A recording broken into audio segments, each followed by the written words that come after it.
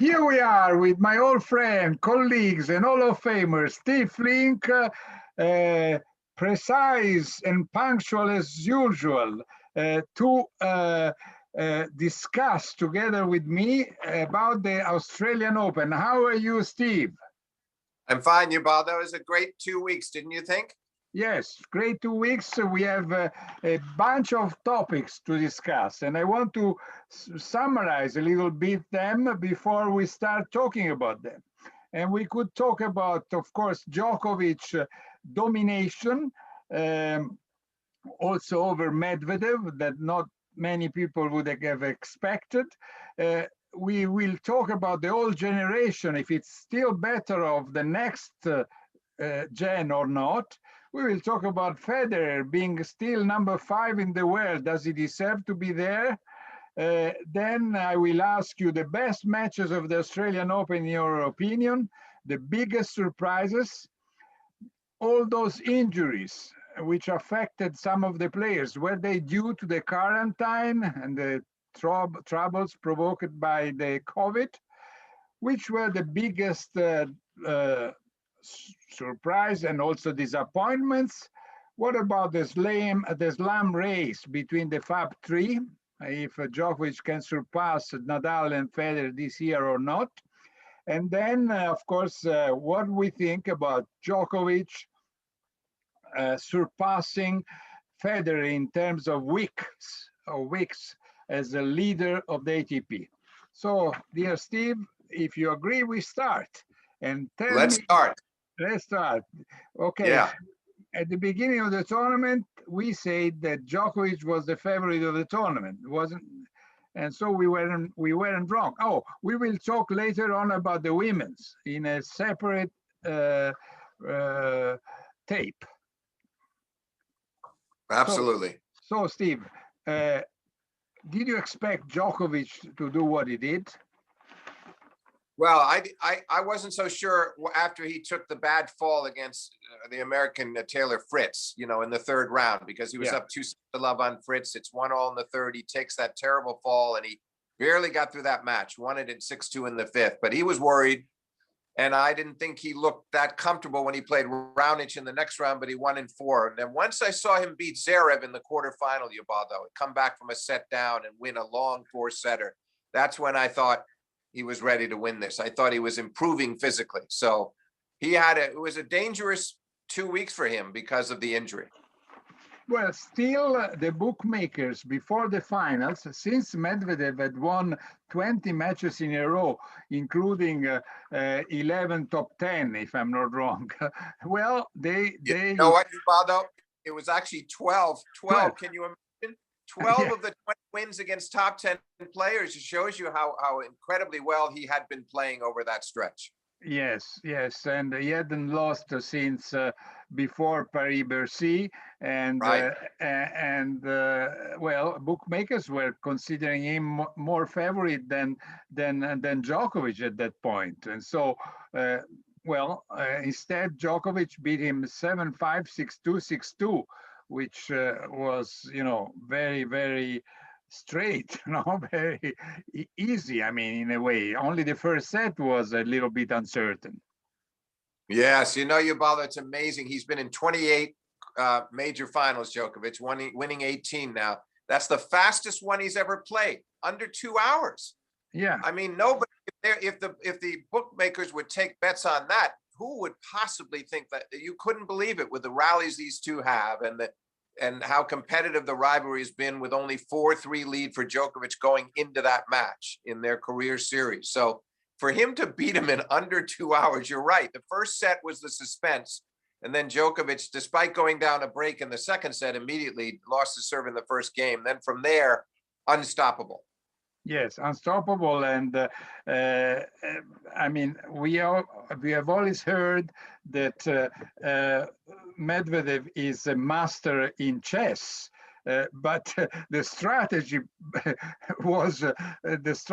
Djokovic was much better than the one of Medvedev. Djokovic was doing everything correct, playing on the backhand, which was normally the most difficult, let's say, direction, he was mixing up all the time, slice, short balls, and calling him to the net or going himself to the net.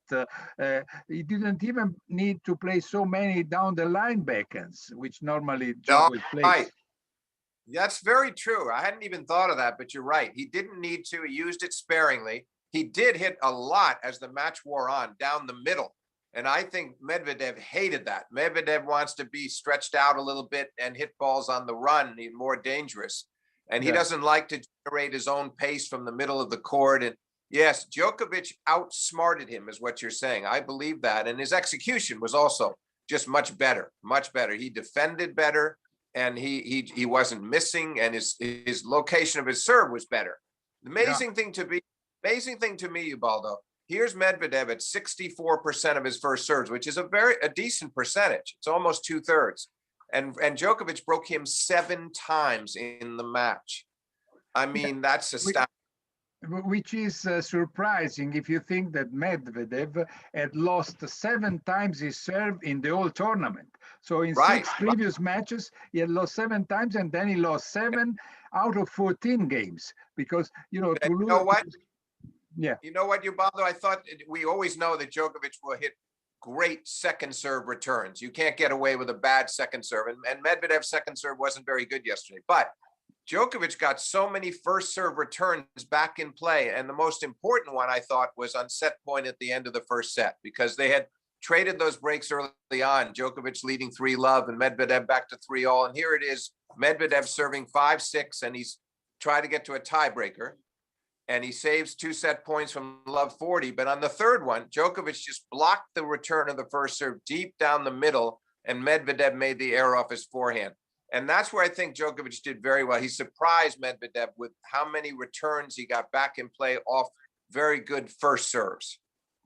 Yeah, correct. And then, well, when we say that Medvedev lost 7 times his serve, it's already a lot if you compare that with the 7 breaks he had in the whole tournament. But it's even more if you think that the games when he served were only 14. So he lost 50% of his serves, which is unbelievable. Right. Yeah, it is. And it's not as if he was serving a lot of double faults. It's not as if his first serve percentage was way down at 40%. So that's where I give the credit to Djokovic, in that he was, every time Medvedev served, even the games when Medvedev held, there were not too many love games. He had to work. Yeah. And it had to worry Medvedev that he beats him in London so comfortably indoors, hardly any troubles on his serve the whole match. And that's the way he wanted it to go yesterday. But I think the mistake everybody made, Ubaldo, is that they looked at the fact that Medvedev won 3 of the last 4 against Djokovic, but those were different circumstances. It's not the same to play a round robin match in London to playing the finals of the Australian Open. And Djokovic knows how to get up for these very big matches. And Medvedev, it's only his second final at a major. So I think that there should have been more emphasis placed on that. Yeah, you're right. I do agree. Also, I heard the press interview by Goran Ivanisevic after the win, the Djokovic triumph. 9 finals, 9 wins, which is almost unbelievable. I mean, it's not very different from 13 wins by Nadal at Roland Garros, or 8 wins by Federer in Wimbledon. I mean, we are on the same. Oh, it's not. Or Sampras winning all 7 of his Wimbledon finals was a great accomplishment too. No loss. Federer has lost in the, and Sampras hasn't. But Ubaldo, you're right. And what makes it even more impressive to me is hard courts is, a lot of people play well on hard courts. It's a good surface for many, many players. While Rafa at this point is just so far and away the best on clay, he goes in with such confidence, and there's only a couple of people that really can beat him. That's taking nothing away from him, because 13 times is astounding. But for Djokovic to do it 9 times in the finals on a hard court like they play on in Australia, and all those different opponents, a couple of times beating Nadal and Team last year in 5 sets, and Andy Murray in a bunch of finals. He's faced a lot of different types of opponents, and he's beaten them all. So I think it's very impressive. And this one too, because Medvedev has given him trouble. And as you said, nobody was looking for 5-2-2. Nobody was really looking for straight sets, period. This looked like it had 4 or 5 sets either way, whichever guy won. Don't you think so? Yes, yes, yes, I do agree. Listen, Ivan was also saying that for Djokovic has been a very tough period Yeah. because he was criticized most of the times. He said if he talks, he's criticized for what he says. If he doesn't talk, he's criticized because he doesn't talk. Of course, Ivan Isevic is very much as a defender of Djokovic in all situations. But it's also true that Djokovic, he made some mistakes in communication sometimes because maybe about the timing, about what he did organizing the exhibition, I mean, whatever, the tournament in Adria Cup in the summer in Croatia and Serbia and those kind of things. But what do you think about his I mean, the tear that he said he had playing versus Fritz? Because yes, I mean, one thing is a contracture, one is a strain muscle, another thing is a tear. And he keeps saying that he had a tear on his muscle. And normally a tear, you don't get over in 2-3 days. I mean, unless you are a bionic, a cyborg. It may be so, Ubaldo, but you know, he's an incredible physical specimen. And all I'm saying is I watched very carefully. First of all, we know he didn't practice before Raonic, and he didn't practice before Zverev either. That's a big deal for somebody like him to do that. Secondly, I looked very carefully at his movement and his mannerisms when he played against Raonic in the next match, and he was in pain. There's no doubt in my mind. He would wince often when he would finish a stroke after the point, not even when he'd lost the point, even when he'd won it. He did not look comfortable. He looked a little more comfortable against Zverev, and it was a great match. And then to me, it wasn't until the semifinal that we saw the difference of how much better he was moving and how much better he seemed to look physically. And then he also was fortunate. 2 days off before the final was the best thing that could happen to him, to let the injury heal a little bit more. All I'm saying is, if this had been Roger Federer or Rafael Nadal, I don't think the public or some of the other people in tennis would have been so doubtful or skeptical, because they would take like Rafa with the back. Nobody questions him about the back, and they shouldn't.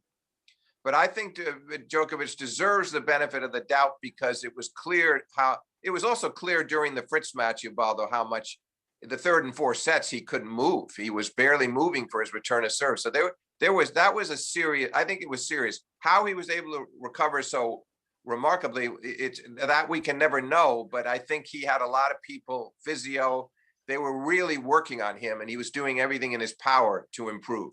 Oh, yes, I do agree. I think it's a matter of definition. One thing is a contracture, one is, again, a strain muscle, and another thing is a tear muscle. So probably, in my opinion, it was more a strain muscle than a tear, because a tear, I mean, I've never heard of any tear getting better in 3, 4, 5 days. We're playing over it. But anyway. But you're probably right. It probably was more of a strain. But I'm saying it took time for him. You could see match by match how he tried to work his way through it, and it was clear to me he did not, especially against Raonic, he did not feel great out there, but he played well enough to win.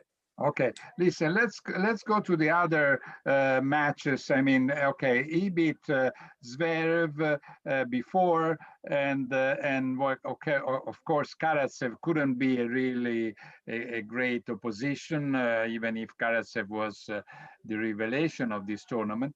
But what do you think about the rest? I mean, can we say, even if, of course, we had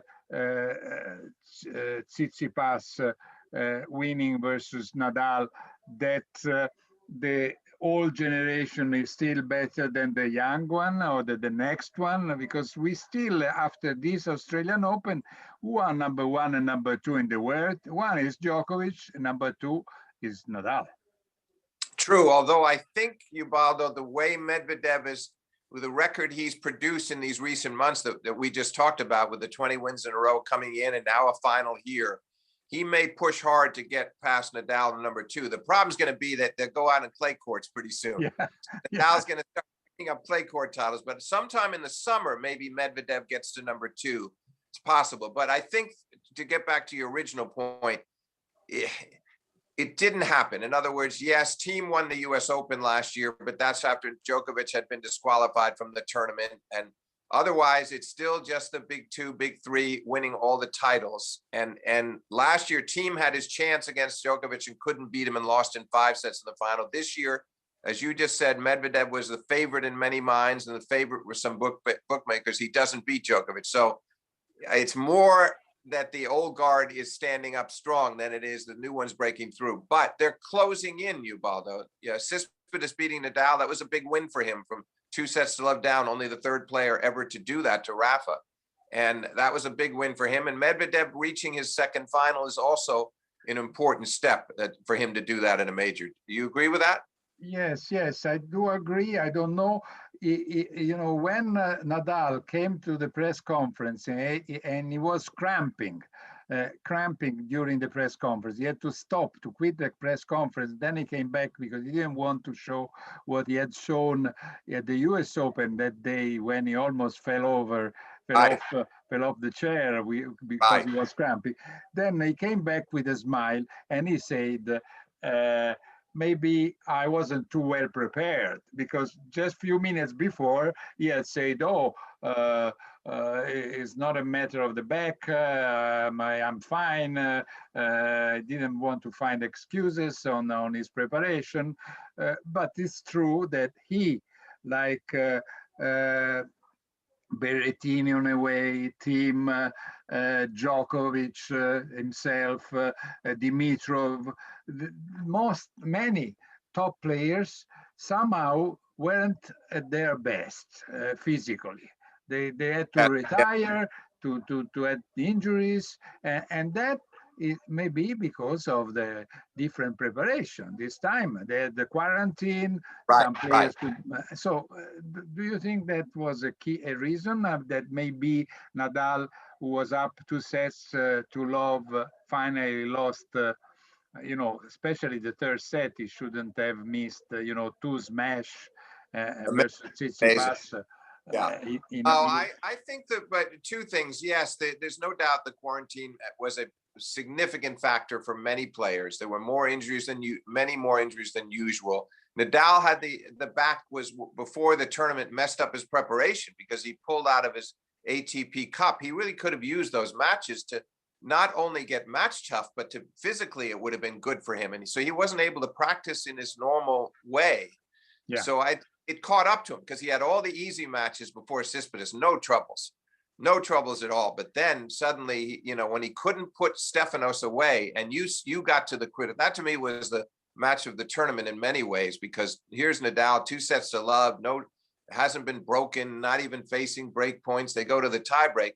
He missed the big smash he missed was the first one could have been up 2-love in the tiebreak, and he was almost on top of the net. It was one of the easiest overheads I've ever seen him miss. And then he missed one later on the bounce from near the baseline. And he also missed a pretty easy forehand and a backhand cross court at the end. So there were 4 or 5 unforced errors from Nadal of the 7 points that Tsitsipas won in that. And then after that, Ubaldo, Nadal didn't look that fit. He didn't have his usual energy. He looked to me like Stefanos was much fresher than he was the last 2 sets. Yeah, correct.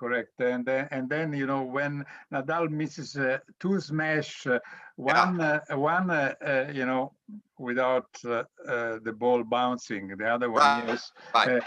Well, if it was Djokovic, I wouldn't have been so surprised. But on smash, normally Nadal.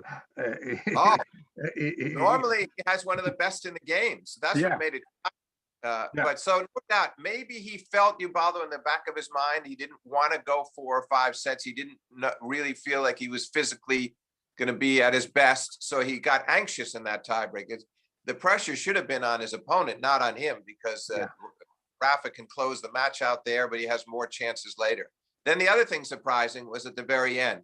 he played a very poor game on his serve at 5-all in the 5th set. He got nervous again there too. So he could have at least made it to a tiebreak. Yeah, he lost a love game, no? 5-all. And all errors. All errors. Yeah, unbelievable. Yeah. Unbelievable. Yeah. So anyway, let's go to another topic, which is talking about this old generation. Well, what about Roger Federer, who has not been playing for 1 year now, and he's still number 5 in the world? In your opinion, is that fair? I mean, we will talk about similar subject later on when we will talk about women's and Barty, who is number 1, even if in my opinion, Osaka should be number 1. But Federer number 5. I mean, could ATP do better? You know, Ubaldo, they are in a tough spot. When the pandemic came and they froze, you remember last year, they froze the rankings for a while and tried to figure, and they didn't put them out for some weeks just to figure out what to do. And then they decided on pretty much this 2-year system. So if Djokovic would have lost here, for instance, he could have kept his points from last year in Australia. And so they're trying, it's fair in the sense it's the same for everybody. If there'd been no pandemic, Federer would not deserve to be 5.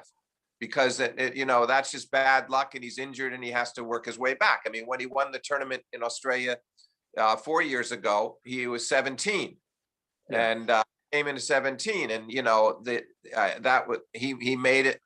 He fixed that by winning. But this time I can't say it's unfair, only because the pandemic and the COVID messed up everybody, and they had to figure out a system where all of the players could be protected in some way. Yeah, maybe. I get the feeling, Ubaldo, that's my opinion. What's yours? Well, I'm a little bit unsecure in the sense that maybe they could have stopped at the end of the year instead of considering also the first 2-3 months of this year, you know, to ice those points also this year. But I understand that there were other players who had done well in the first months of last year, and it was not too fair to cancel those points also. So it was not easy to find a way to make everybody happy, you know, and fair for everybody. So there were some, as usual, when you draw a line, there is always someone who is favored and someone who is disadvantaged. Right. So, but it will be interesting to see what kind of form Federer can show when he comes back next month. To be gone 14 months. I mean, the last time was 6 months, and he came back and won the Australian Open in 17. This now he's 4 years older, and he's been gone more than twice as long. So, and he's had those knee surgeries. So it's going to be very difficult for Roger, I think, to get acclimated again. Yeah, even if he will start with Doha, which is not a Grand Slam event, he doesn't have to play. He doesn't have to play best of 5. So the approach is a little, I don't say easier, but I mean it's lower, you know, in a way. So, but he can ease his way back in. You're right about that. That helps. Yeah. Even if he will have to play maybe day after day, you know, there will not be a 1 day break, the 1 day rest between one match and another. Where he's fortunate, Ubaldo, is his game is so different from either Novak or Rafa or any of the young guys, or the Medvedev or the Tsitsipas, is that he is capable of ending points so quickly with the serve, and then otherwise a short return, and he wins the point off his forehand. He avoids playing too many long points with his style of play, and I think that's going to work in his favor if he's sharp. Yeah, you're right. I think so too. Let's go through the best matches of the Australian Open in the men's singles. Which one would you? Okay, you mentioned, of course, the Nadal Tsitsipas, but which other ones come up to your mind? Medvedev said his best match was against Rublev, but Rublev was not too convincing, in my opinion. Rublev, in my opinion, kind of threw in the towel by the middle of the late second set. He didn't compete well. So I can understand why Medvedev was happy with his performance. No, the ones that stand out to me, Ubaldo, first was the Kyrgios team match. Oh, yeah. It was a very exciting match, and Kyrgios almost had him 2-love up, break points at the start of the third set. He could not break him, and then it turned and team beat him in 5. But it was an exhilarating match, and it's fun for the fans too. That was one of the highlights of the tournament. Kyrgios always brings that kind of excitement to the game when he's playing well, and he also was he was behaving well that night. He was enjoying himself. So that was one. The other one, which was, I think, the key to the whole tournament, was Djokovic Zverev in the quarters. I thought was a really well played match. Didn't go 5, but Djokovic lost a tiebreaker in the first after trailing 5-3, got into the tiebreak, lost it, won the second easily. But then in the third, he was down 1-4, love 30. Could have been down 2 breaks and down 2 sets. And when he came back, won 5 games in a row. And then in the fourth, he was down love 3, 15-40. So again, he could have easily been down 4-love in that set, or it could have been down 5-1 in the third set, but he salvaged it both times, and he won a very good 4-set tiebreak from Zverev. I enjoyed the rallies in that match and the competitiveness, and that was one of my favorite matches, along with Kyrgios and team. Which one stand out for you? Well, also Kyrgios Humbert was not bad. I mean, because that also was a 5-set match, and Kyrgios played well, and he was behind. He had lost the first set, he had lost the third, and then the French guy got the tiebreaker in the fourth set, and Kyrgios was using quite a lot the crowd, because that was the first match where there was a lot of enthusiasm by the crowd, and the whole world was asking, how can happen that in Australia they can have a crowd chanting and applauding and so on, while in all other sports it's almost impossible. So no, that was a good one too. You're right. Yeah, and then Kyrgios, I must say that we mentioned, of course, Federer, who will come back to play tennis after 14 months or so. Kyrgios also is much younger, but he hasn't been playing and didn't seem to be over-concentrated on tennis. And still he was capable coming back immediately to play at that level. Yeah, I think it shows you how extraordinarily gifted he is. Not to say that he doesn't do any work, but he's an extremely gifted athlete and tennis player. And so that's why he's one of the few that could even think of doing that. It's just too bad that he's not healthy more often, and that we don't see more of him, because he always brings that magnetism to the court. And I like him around, not causing scenes, not for the negative stuff, but for his great play. Yeah. Well, to be honest, he is one of the players that I would always like to watch. And and another one, and not because he's my countryman, but it's Fognini, because Fognini, whether you like him or not, his behavior or not, is a little bit like Kyrgios. That many times you should criticize him, but he deserves to be criticized. But then sometimes he's capable to play unbelievable matches. I mean, he dominated the minor, and then versus Nadal, he was up 4-2 in the second set, and if he wins the second set, who knows? Because Nadal was nervous, he wasn't happy. No, I agree. Fognini the word infuriating comes to mind, because you know what he's capable of doing, and sometimes he does not produce it, and mentally you don't know what you're going to get. This is the same player that's 2-love down against Nadal at the US Open in 2015 and beats him. So how, and with brilliant play. So how can you really figure him out? He's very enigmatic. You don't know what you're going to get. He doesn't know either. And he doesn't know either. So, right. Yes, there are some similarities, I guess you could say, with Fognini and Kyrgios in terms of the unpredictability. Yeah. Listen, then I was a bit surprised about if we are talking about, we spoke about best matches. Now we should talk about biggest surprise. And biggest surprise, of course, we cannot forget Karatsev. Nobody knew him. I mean, Djokovic said, I've never heard of him or never seen him playing before he played. He had to watch on video the night Yeah. before. Yeah. Now, what a run he had, and his best, maybe, you know, he was fortunate with Dimitrov getting hurt that way, but he destroyed Diego Schwartzman, which surprised me. A big surprise to me that he could beat Schwartzman easily. And what a run he had. And now, you know, now he's changed his life.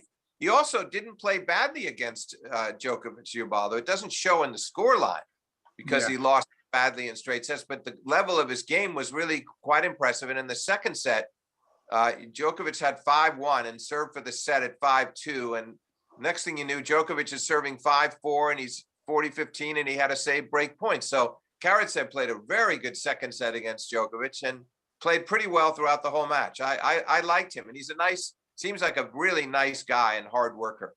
Yeah, well, he has been everywhere, a citizen of the world, born in Moscow, went to Israel, then he played in Germany, then he played in Spain, then he go back to Belarus. I mean, unbelievable.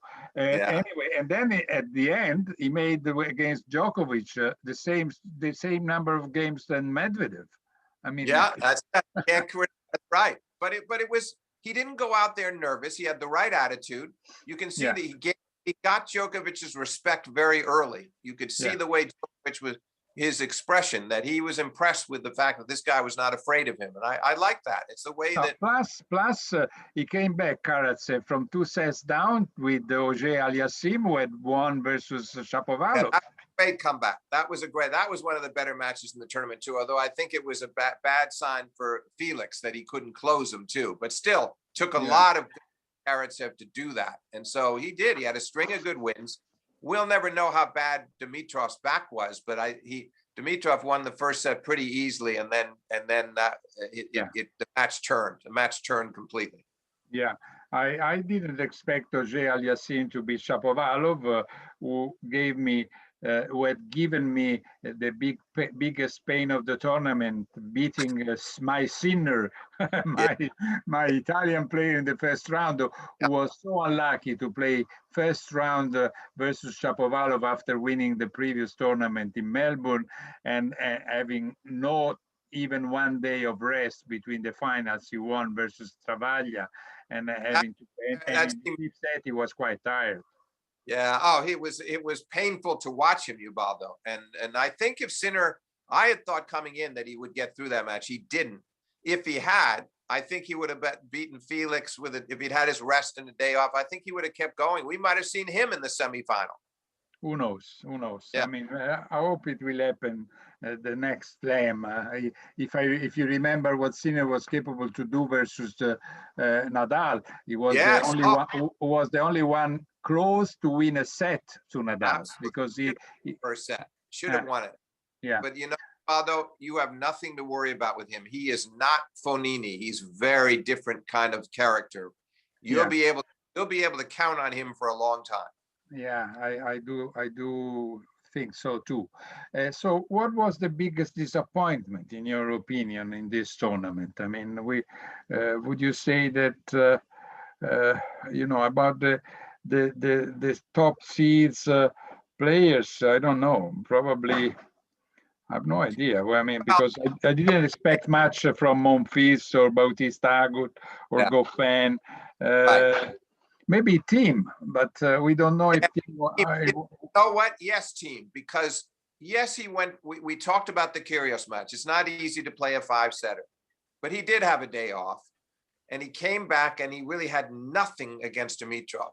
He looked like he didn't know where the court was. He was disoriented. He was not playing well. And a great player like Team is supposed to be able to get out of those to survive these bad days. He never came close, and he got destroyed in the third set. And I thought, why is he so crippled? Yes, it was a 5-set match, but he's very fit. So that to me was a disappointment, because after last year, when he lost to Djokovic in a 5-set final, then went on to win the US Open, we expect more from him now. So I don't know whether maybe it was that he was hurt. perhaps there was something he didn't tell us, but I was very disappointed by that performance. Yeah, me too. I started to think that maybe because he's a hard worker and he couldn't practice 6 hours a day as he usually does. Yeah, And yeah. he had the quarantine. He had to play maybe 1.5 hours per day instead of 5 or 6 hours. Yeah, And maybe that could was be. one of the reasons. And he had lost the first 2 sets to Kyrgios, then he came back winning in 5, but maybe he didn't recover well enough. And against That's Dimitrov, a it good was flat. That's a very good explanation. Yeah, it makes sense to me. The other disappointment, I have to say, the fact that Nadal had yet another bad experience in Australia. If you think about it, he won the title over Federer in 5 sets, 2009. And then he's had so many tough breaks since. The epic 5-setter with Djokovic in 2012, 5 hours, 53 minutes, he loses in 5. And then he hurt his back and lost the final to Wawrinka in 14. Then he had Roger 3-1 in the 5th and 17 in the final and lost. He's had so much bad luck at this tournament, Ubaldo, because he always plays well there. But he's lost some excruciatingly close matches. And this one shouldn't have gotten away from him, in my opinion. And if he had played Medvedev in the semi, I think we would have had a great match. Yeah, but maybe after the Christmas holidays and so on, the Australian Open is always a difficult tournament to prepare. And, It is. Not and his fault. It's not his. I'm not blaming him. I'm just sorry that his luck is always so bad in Melbourne. Yeah, because also against Wawrinka, you mentioned before, he had a problem. No, the last set he couldn't. He had this back.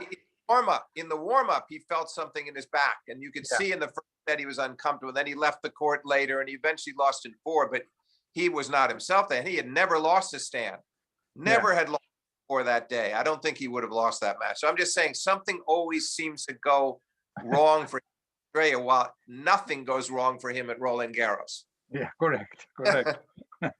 Listen, okay, so let's talk at the end of our men's talk about the slam race. I mean, do you think that Djokovic will surpass, will reach 20 slams? Because he will have another opportunity at the US Open, but also at Wimbledon, more than at Roland Garros, even if also at Roland Garros, you cannot count him out. No. Yes, I do think he will. I think he'll go beyond 20. The question to me is, can he pass? So I expect him to pass Federer. I really do. The question to me is, how many more Roland Garros does Rafa win? Because that could be the settling factor. If Rafa wins this year and next year to get to 22, then that means Djokovic has to have had 4 more just to tie. But if Rafa only wins one of the 2, or if a miracle happens, he doesn't win either one, I don't know. It makes me think that the likelihood is that Djokovic and Nadal could end up in a tie, or Rafa could end up potentially 1 ahead of Djokovic. But I expect I expect them both to pass Federer. And I think it'd be phenomenal if Federer won another major, don't you? I mean, he can contend, but can he win another one? It's going to be difficult. Yes. I don't think. Well, of course, Federer hopes to win Wimbledon. I think, in my opinion, is the only tournament. Only major where he has a chance to go up to 21. If not, so what's your projection then? What do you think about my projections, and what's yours? No, I do. More or less, I do agree with you. I don't know. I mean, for Djokovic to win 2 slams this year, more than without counting the Australian Open, would mean to win 3 out of 4. It's quite it's not easy, because sooner or later, also one of the young so-called generation must win something.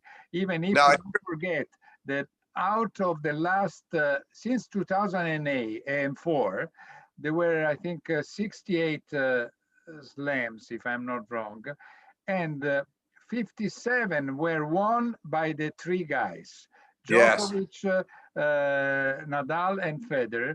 And so we had 3 wins by Wawrinka, 3 wins by Murray, and then 1 each by Gaudio, Safin, Del Potro. Del Potro, Cilic, Yeah.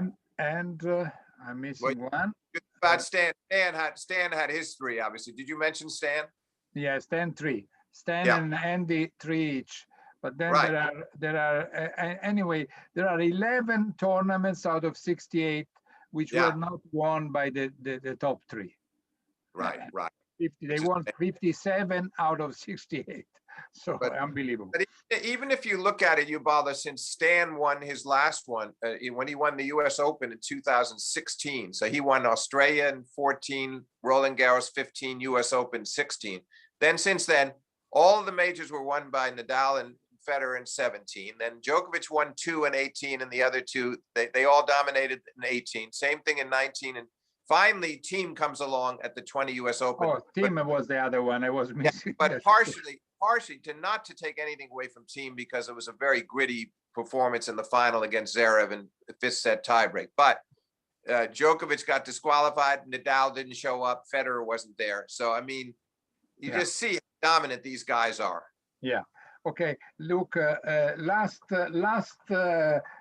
topic of this long conversation of ours, I hope it was interesting for our listeners, is that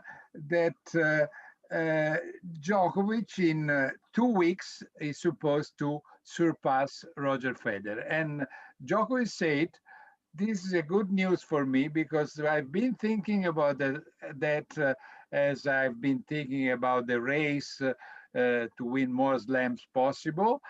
And now, in 2 weeks, he gets rid of that problem, because there is no way that Federer can come back and come back and be number one in the world, in my opinion. I don't know if you agree.